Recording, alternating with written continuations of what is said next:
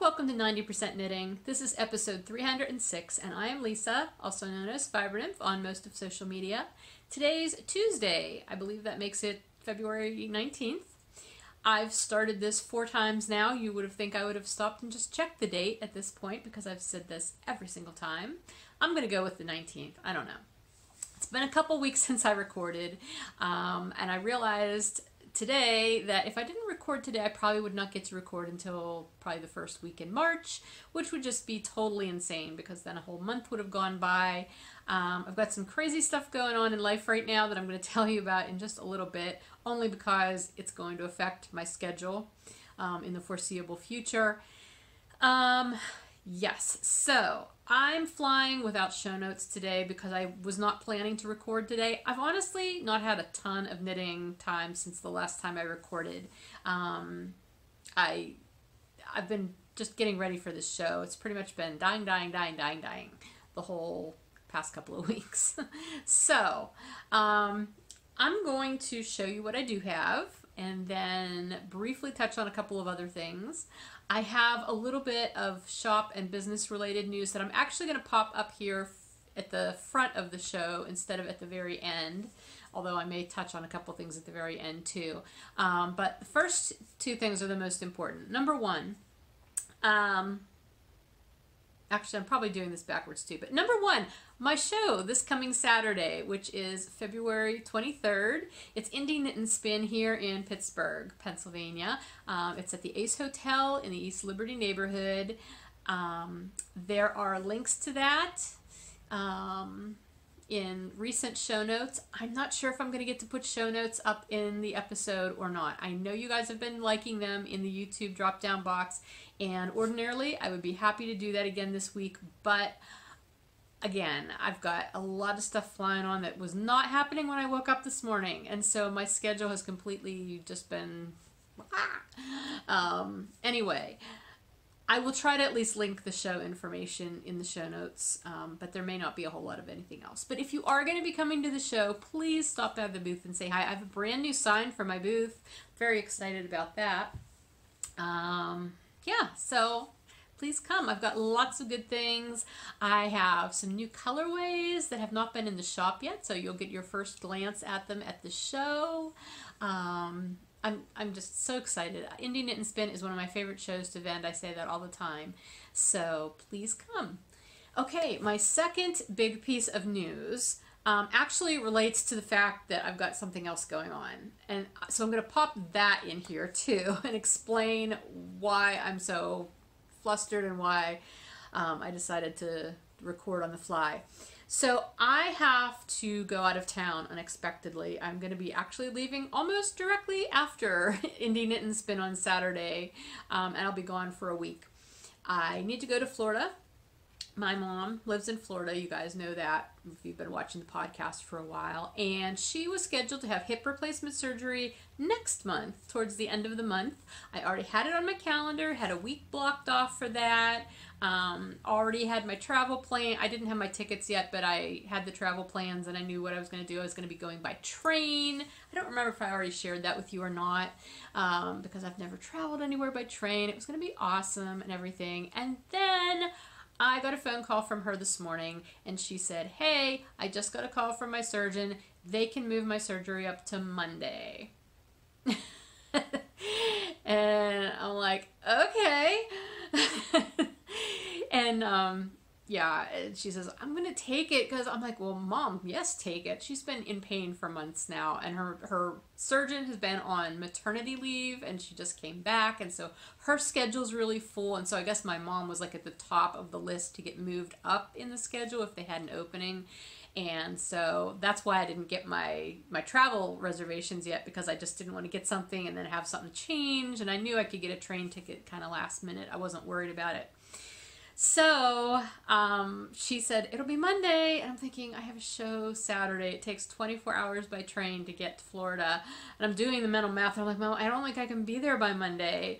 And she's like, I know. And I felt horrible because all this time she's been like, you don't really have to come down for this. She says, this is such a, easy procedure. You're in and out of the hospital in a day. I'll be recovered within a couple weeks. You don't need to come down and help me. And I'm like, Mom, you know, you're having a surgery. I'm going to be there, you know? And so then today, when she's telling me that it got changed, she's like, I know you probably can't get here. You're busy. And I'm like, I felt horrible. I'm like, look, let me look at a couple things and I will call you back. She goes, well, I have to talk to the doctor and get my pre-testing and all this scheduled. And if I can't get that done in time, it might not be able to happen anyway. So I'm like, okay, let's regroup in a little bit. So I got online right away, and lo and behold, I could not get up, like I couldn't take the train Saturday night. If I could, from Saturday night to Sunday night, I might have been able to do it that way, but I couldn't. So then I checked airline fares, and I thought, oh my gosh, this is going to be horrible, because trying to get airline fares last minute are usually fairly expensive compared to normal. As it turns out, I was able to get a reasonable airline flight. It's actually going to cost less than the train. I was able to leave first thing Sunday morning. I'll be down there by lunchtime, and I can come back next Saturday. And it was perfect. And so I was like, thank goodness. So I called her back, and I told her, you know, this will work out. I can get down there Sunday. And she's like, I'm so glad, because I really want you here. And I was like, my heart was breaking. I was like, oh my gosh. So I'm so thankful that I'll be able to be down there while my mom has this surgery, and hopefully it will go just very smoothly as she's anticipating. But you know, if you've got any good juju, happy vibes, good prayers to send my mom's way, I'd really appreciate it. My mom's a very healthy person. She's never had surgery ever before, I don't think ever.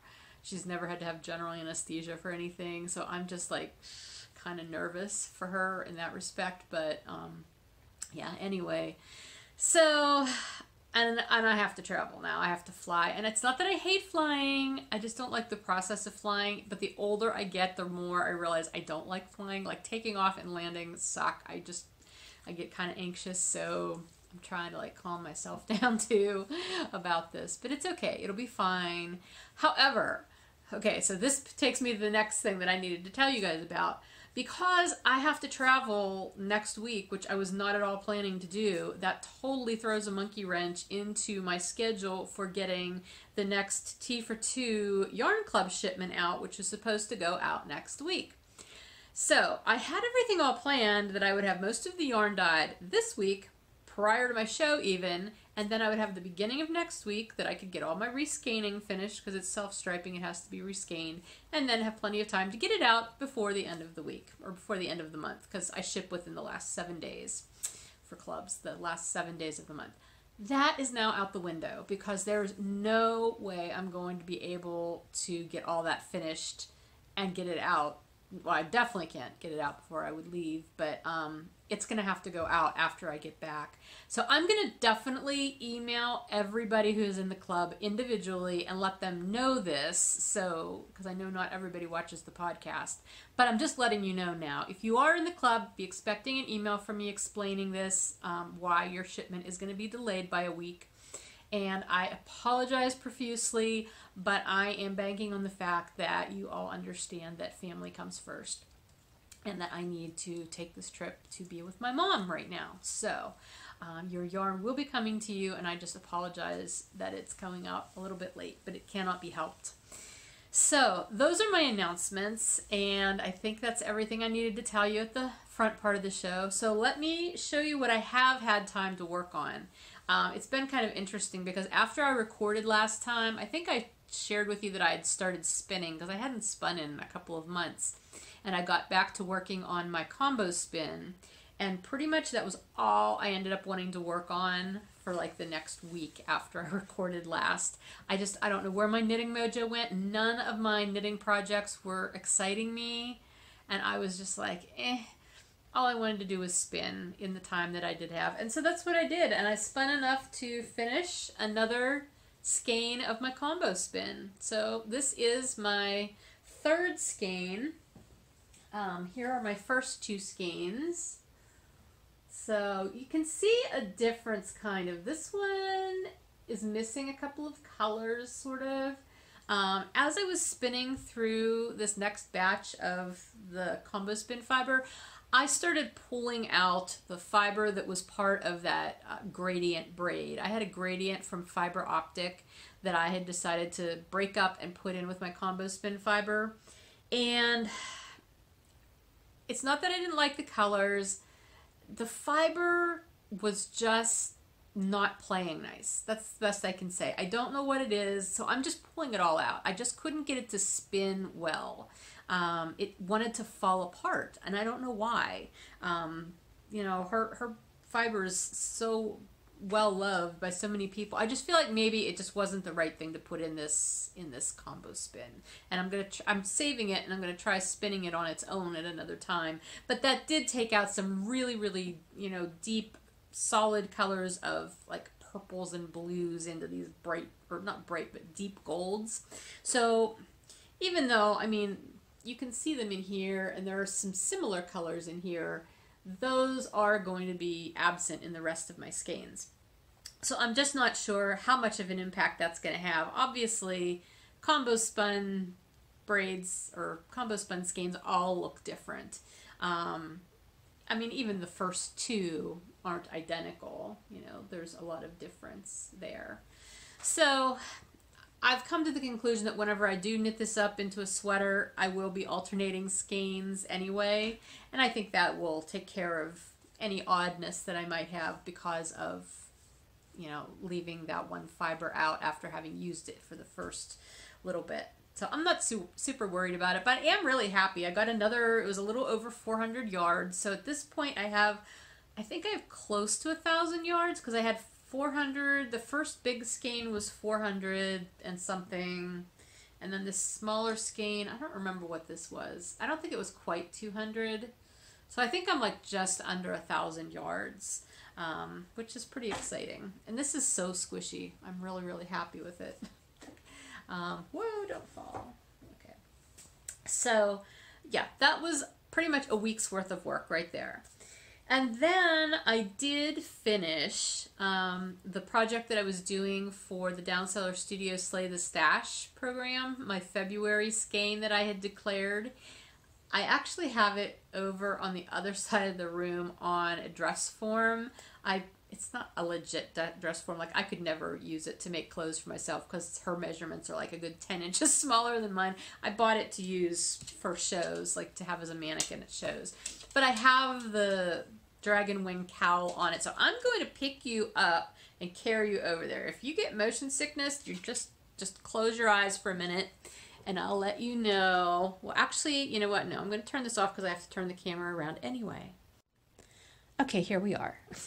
Sorry, now I'm like right on top of the microphone, so that might be really loud.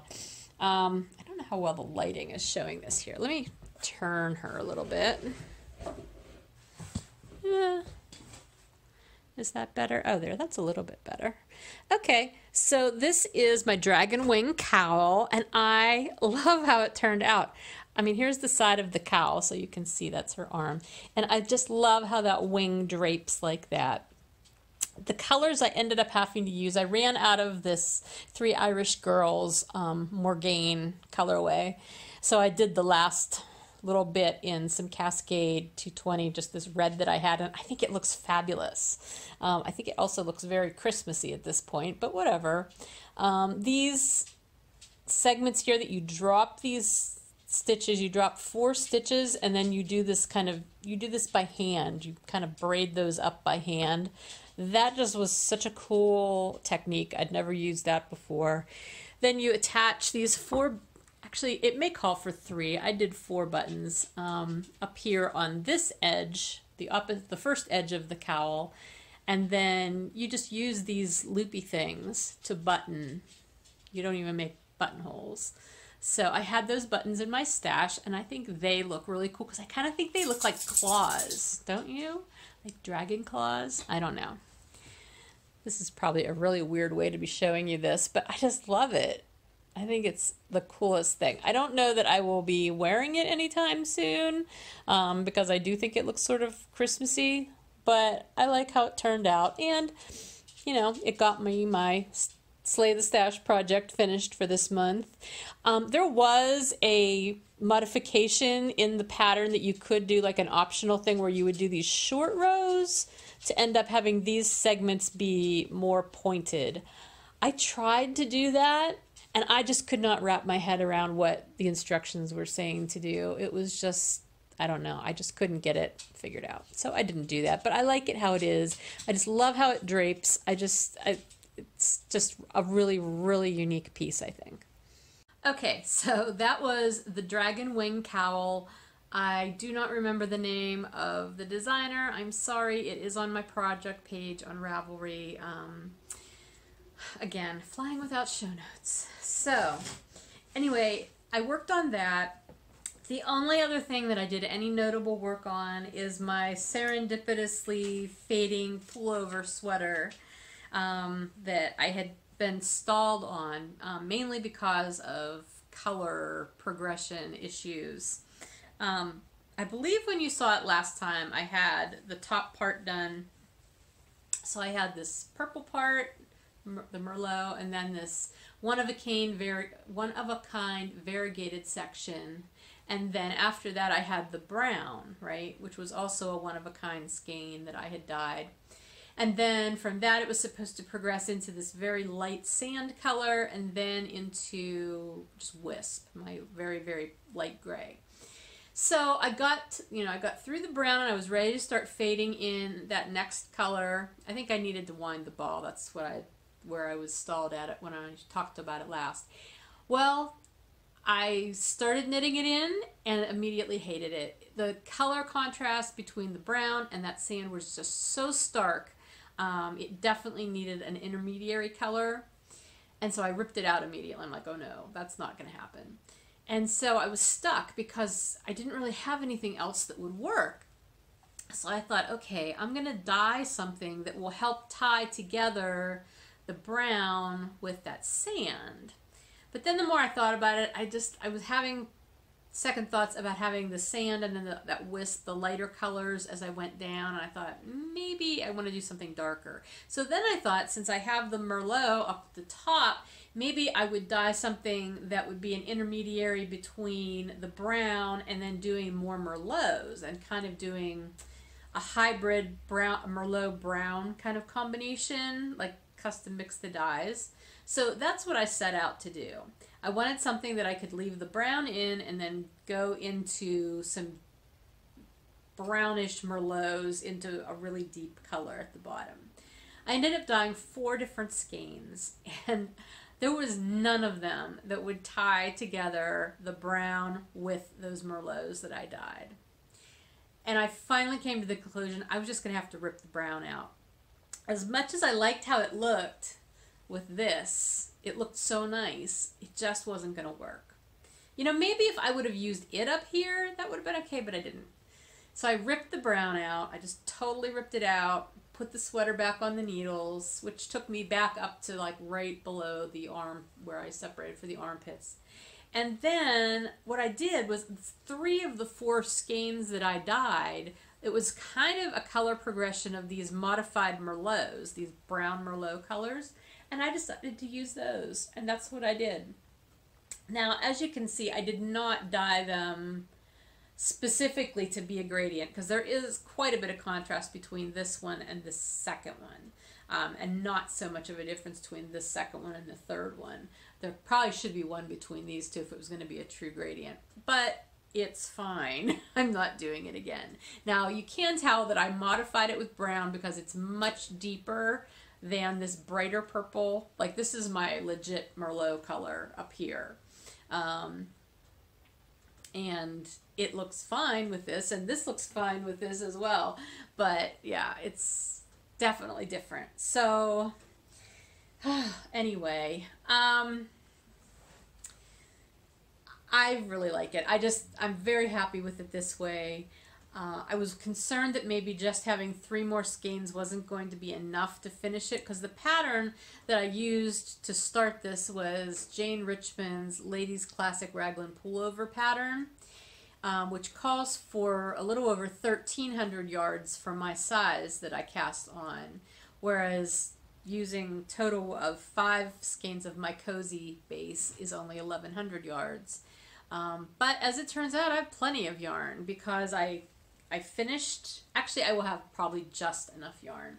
I did the hem, and I decided to put a split hem in here, which I've never done before. I just winged it, but I really like how it turned out. I did a 3x1 rib because I didn't want it to pull in a lot with a 2x2 rib.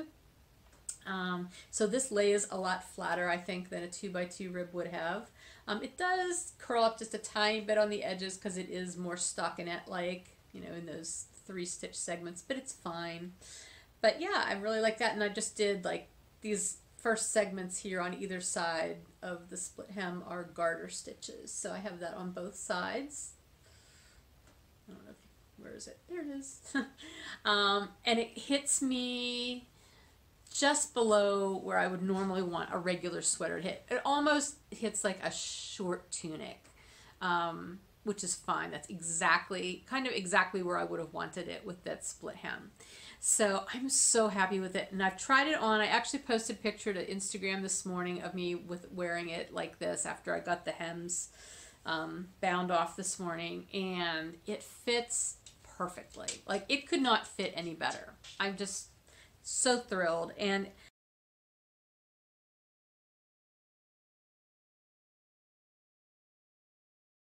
I did no body shaping whatsoever, because I'm fairly straight up and down. I mean, I have a little bit of an indentation from my waist, but otherwise, I'm sorry, my bra's falling down. Yeah, I don't have like an hourglass. I'm a very narrow or shallow hourglass, I guess you could say. And so I've found from experience that if I don't do any shaping, then my bust, which is larger, and my hips aren't super large, but I've got enough there that it also kind of boinks out a little. That having that straight up and down sweater, it kind of flares up here and flares down here a little bit. That it just kind of gives it a natural curve where I have what waist I have. I know that was probably a weird explanation. Yeah, I'm very happy with how this fits. So all I have to do is the sleeves, which I don't know that I will get done super quickly because I've got way too much else to do right now. I'd love to have this done to be able to wear to my show on Saturday, although, again, these aren't colors I can, like, somebody can't say, oh, I like that color, can I have that? No, you can't. It's just mine. One of a kind. So, anyway, I'm just thrilled I've gotten this far, that I'm happy with it, that everything seems to be going according to sort of plan, but not really a plan, hence the serendipitous fading whatever sweater. But yeah. Oh, the other thing I did when I got down to the ribbing, the bottom band ribbing, is I went up a needle size because I had done the whole sweater on US 7s, which is actually a bigger needle size than I would normally knit my cozy yarn in. I usually would use a 6 to get a tighter tighter fabric, but 7 was what the pattern had called for, and I was getting gauge with that, so it worked out. It's a very drapey fabric for a sweater. I will definitely be wearing like a tank top or a cami underneath, which I would normally do anyway. I do that with most of my sweaters, but yeah, you know, it's going to be a little probably breezy. But I went up a needle size. I know usually when you do bands you go down a needle size, but I didn't want it to pull in and I wanted it to be definitely drapey. So going up to an 8 definitely made a difference, a positive difference like that. So I'm happy with that decision too. I don't think I have anything else to tell you about that other than the fact that I saved 30% of each color, except the top one, because the sleeves, none of that Merlot from up here will be in the sleeves. It starts with the variegated. So the variegated through the other 3 colors, I was weighing as I went, and I saved 30% of each of those skeins to use for the sleeves, because your sleeves usually equate to about 30% of the yarn in a sweater if you're doing a long sleeve sweater. So I figured saving 30% of each of those skeins would work out. We'll see how that goes. Actually, the last color I don't have 30% of either, because I ended up making my hems sections, as split hem sections, a little longer than I had originally planned to. But I figure I'm not fading into a second color in this one either, so that should be okay. It'll work out. It'll be fine. It'll be fine. So that's it. That's all I've worked on since the last time I talked. And I'm sorry, I'm like down here scratching. My ankle is so itchy. I've got like dry skin. I get eczema. It's just like, I'm so itchy and I need to stop scratching. Plus I think I'm just anxious right now, so I'm itchy. Yeah, no more knitting, no more spinning. I will just remind you that we have the Whipstravaganzas going on in the Fiber Nymph Dye Works group as part of the 90% Knitting podcast along stuff all this year. So you can, follow along there and post things in there. And then last Friday, the 15th, was the first day of the Craft What You Love along in the group as well, and that is running through the end of March, I believe. All the information is in that thread. I'm sorry I'm not as on top of that as I should be right now. Again, no show notes, but all of the information is indeed in that thread. I also, after the last podcast, I did put a thread up for that fiber swap that we're going to be doing, and I promise we are going to be doing it. I have not had time to sit down and figure out all of the details and the dates and how long each part of this should take. And at this point, I'm probably not going to have time to put that up until after I get back from my mom's. But I promise we are going to do that. It's just I need to have time to focus on it and get all that information out. So hang tight if you were interested in that. It'll be happening. Other than that, I don't really think I have anything else. I have some patterns that were sent to me by designers who I want to share with you. I will tell you that Sarah Pomegranate, who's Sarah Bauer, she did release her Venus and Cupid sock pattern on Valentine's. Well, actually, I think it was earlier in the week from Valentine's Day. But she designed that sock using some of my Ridgetop fingering weight, which is my new non-superwash base. So please check that out. I would, and there's still plenty of that fingering weight in the shop right now. I am probably going to be taking some of it out just to take with me to my show, but it will be back in the shop after the show. Whatever I take out that doesn't sell, I'll put back in. And then who else? Ninja Chickens, Maria.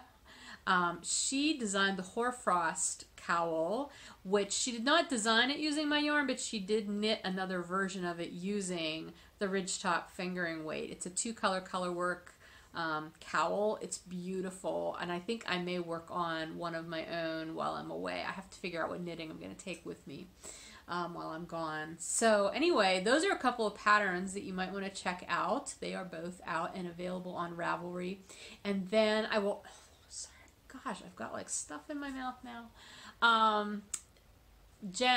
Boston Jen, Jennifer Lassonde, she has a new pattern out called Go With The Flow.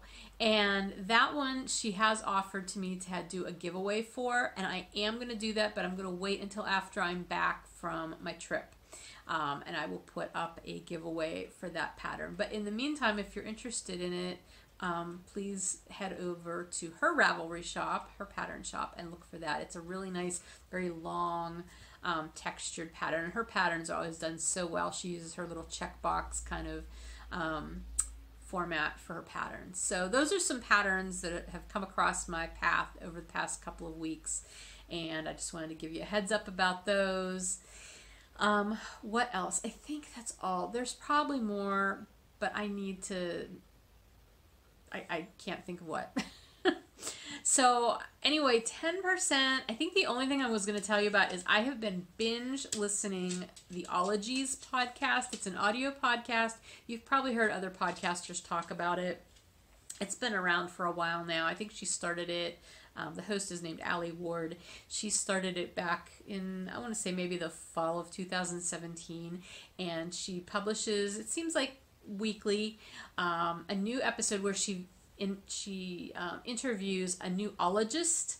So she's done like a gemologist, cosmologist, an ichthyologist. That was the one I was just listening to. Someone who studies fish. horologist, which is someone who studies watches, a watchmaker. There's just so many. I have literally been listening to this for hours at a time while I've been working. It's been amazing. I mean, I usually watch podcasts. Muffin, please stop moving the camera. Sorry, my dog's being a dog. Anyway, yeah, it's been so cool. I love listening to that. Most of it is somehow sciencey related. Some isn't quite as sciencey related, but it's still, it's science in some way, you know, and it's just, it's funny. There is swearing, so if you're not up for that, that maybe wouldn't be a good one for you, but otherwise it's great. And she's got a lovely sense of humor, and she's just so funny. And most of these ologists are just really cool to listen to. I mean, they're all cool to listen to, but a lot of them just are really, like, I don't know. I don't know how to describe it. I'm describing it poorly. They get her, you know, and her, and what the, how the show is supposed to be. It's supposed to be kind of not a light-hearted look at science, but just you know, like, not a science lecture. It's like not serious science lecture-y kind of stuff. It's just very conversational. I guess that would be the best way to put it. And you know, kind of like you're sitting around talking to these people across the dinner table or at the bar or something, you know, that kind of conversation. So yeah, it's been good. That's pretty much been everything I've been listening to, just because I've been so busy working. I know, how many times have I said that? And as much as I like to listen to audiobooks and watch podcasts, I just haven't been able to focus on anything. And this is something I can just listen to and have on. There's actually a few episodes that I know I've listened to that I've missed a lot of really good stuff, and I want to go back and listen to them again. So I think I'll probably download them and I'll be able to listen to them while I'm flying. So anyway, yeah, that's everything for 10%. I don't really have much else to tell you there. And as far as shop news, like I already told you, I'll be vending this Saturday at Indie Knit and Spin. The Tea for Two club shipments for February will be going out a week late. I apologize again.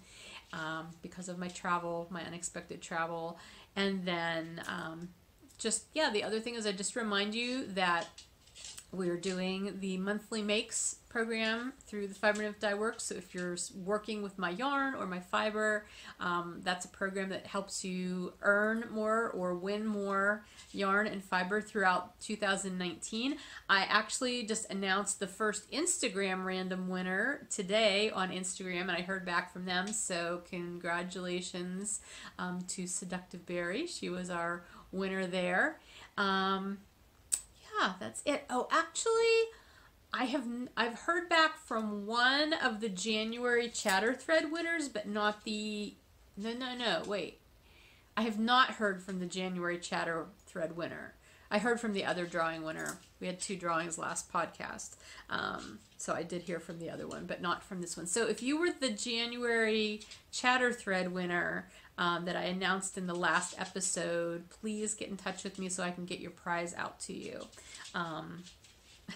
My dog is just being so needy down here right now. I don't know what. Okay, come here. Okay.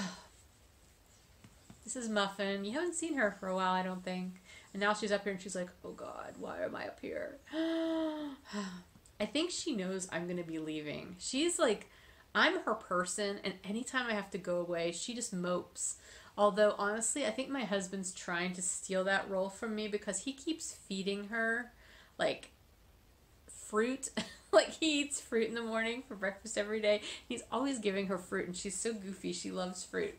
But he like, yeah. He's trying to steal her love from me. So I think she'll be okay while I'm away. But anyhow, I'm going to go. I got to kind of put all these little segments together now. I'm honestly not going to do any heavy-duty editing. I don't have show notes for you, but I wanted to at least let you know what's going on, let you know I have not fallen off the face of the earth. And I will get back with you with a real legitimate episode once I'm back from my trip to Florida. I would say I'd try to record from Florida, but I know that won't happen. So, sorry. Yeah, I'm just doing the best I can. But right now, I really, really need to focus on getting everything finished up for my show on Saturday. And then when I get back, it will be getting those club shipments out. And then hopefully I'll be able to do a shop update. I haven't done one in a while. Oh, that's the other thing I wanted to tell you though. I do have a couple of things in the shop that were not up there before. I have,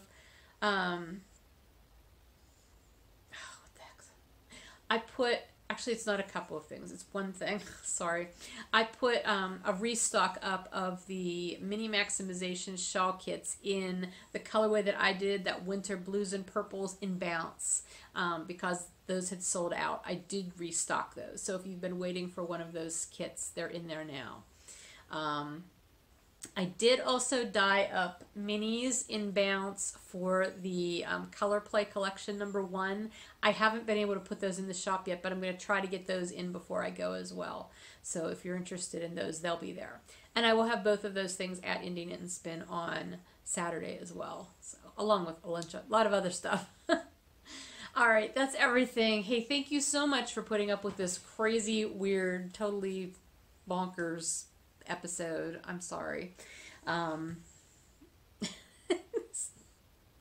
don't know what to do with her. Oh, Muffin, what are we going to do with you? You're so silly. Okay, we're going to say goodbye now. Bye. Say bye.